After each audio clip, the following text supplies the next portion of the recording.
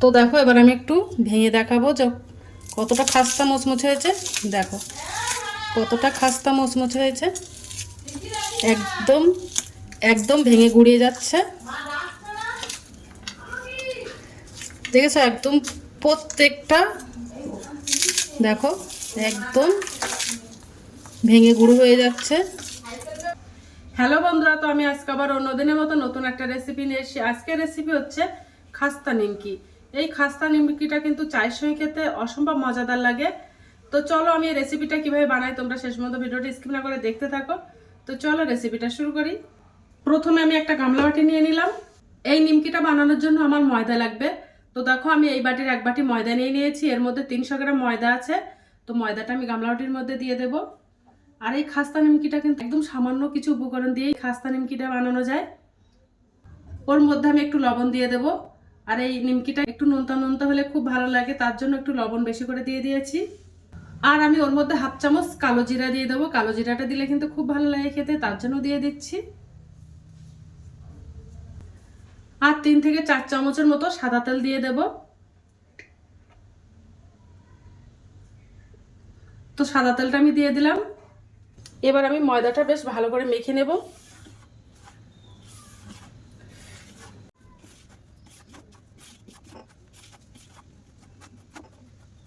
Half চামচ মতো একটু চিনি দিয়ে দেবো। এই চিনিটা দিলে এই খাস্তাটা খেতে কিন্তু অসম্ভব মজাদার লাগে। দেখো ময়দাটা আমি মেখে নিয়েছি তেল দিয়ে। এবার আমি ওর মধ্যে জল দিয়ে দেব। জলটা আমি অল্প করেই দেবো, একসঙ্গে অনেকটা জল দেব না, তাহলে ডোটা নরম হয়ে যেতে পারে।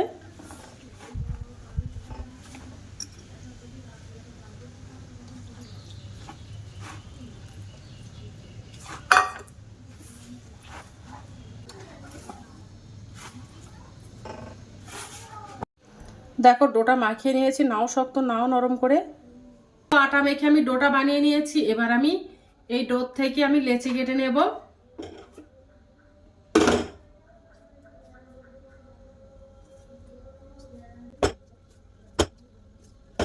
তো আমি একটা লেচি নিয়ে নিয়েছি। লেচিগুলো এবার আমি রুটি যেমন বানাই রুটির মতো বেলে নেব।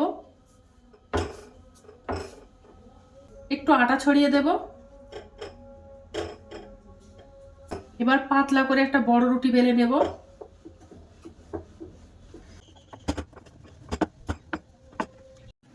দেখো পাতলা বড় করে রুটি বেলে নিয়েছি।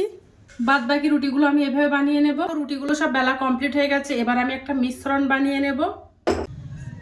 3 চামচ সাদা তেল নিয়ে নেব আর 3 চামচ কর্নফ্লাওয়ার নিয়ে নেব।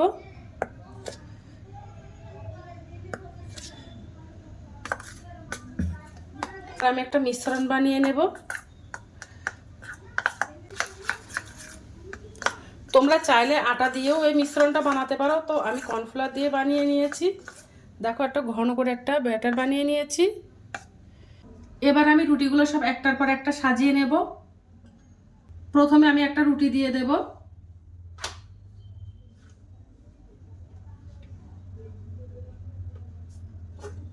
দিয়ে যে ব্যাটারটা বানিয়েছিলাম ওই ব্যাটারটা রুটির উপর দিয়ে দেব। রুটির উপর দিয়ে বেশ ভালো করে খেয়ে নেব রুটির সব সাইডে।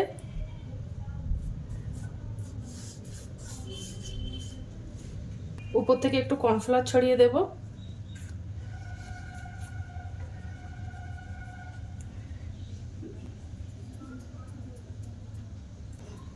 উপর থেকে কর্নফ্লাওয়ার ছড়িয়ে দিয়েছি। এবার আমি আরেকটা রুটি দিয়ে দেব।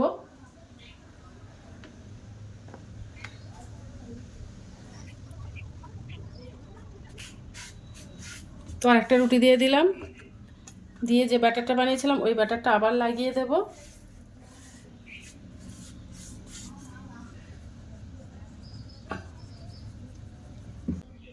একই প্রসেসে রুটিগুলো সব সাজিয়ে নেব, ভাঁজ করে নেব।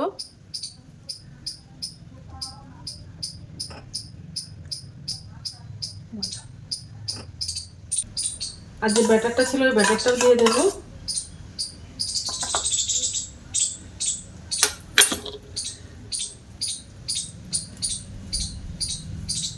উপর থেকে একটু কর্নফ্লাওয়ার ছড়িয়ে দেব। দিয়ে এবার ভাজ করে নেব।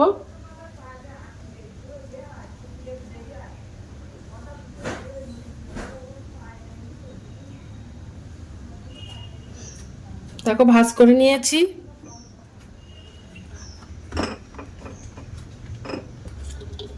এবার রুটি মতো বেলে নেব। দেখো চৌকো মতো বেলে নিয়েছি। এবার কেটে সমান করে নেব।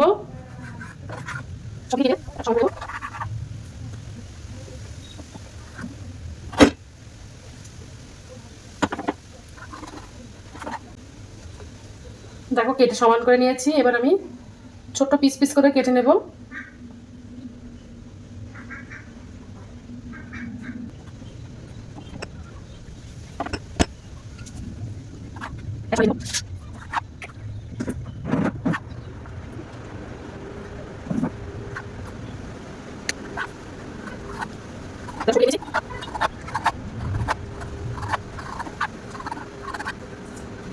দেখো সরু সরু করে পিস পিস করে কেটে নিয়েছি। এবার আমি একটা একটা করে তুলে নেব।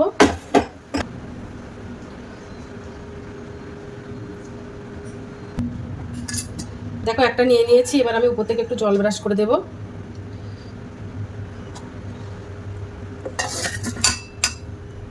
ভালোভাবে জোড়া লেগে যায় তার জন্য। এবার আমি ভাঁজ করে নেব।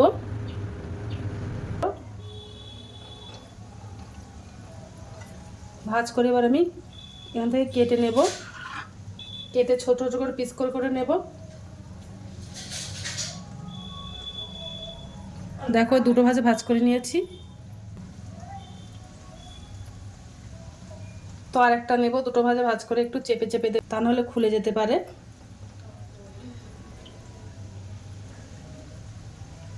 তো আবার একটা নিয়ে নিলাম। নিয়ে এবার জল ব্রাশ করে নেব।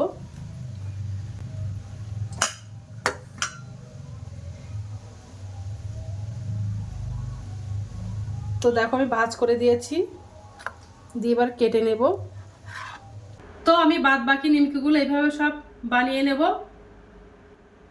নিমকিগুলো সব আমার বানানো হয়ে গেছে। এবার আমি নিমকিগুলো সব ভাজা করে নেব।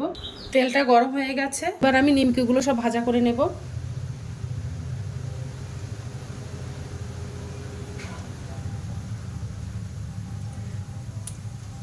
আস্তে আস্তে দেখো ভাঁজগুলো সব খুলে যাচ্ছে। দেখো আস্তে আস্তে পাপড়ি মতো খুলে যাচ্ছে। লাল লাল করে ভাজা করে নিয়েছি।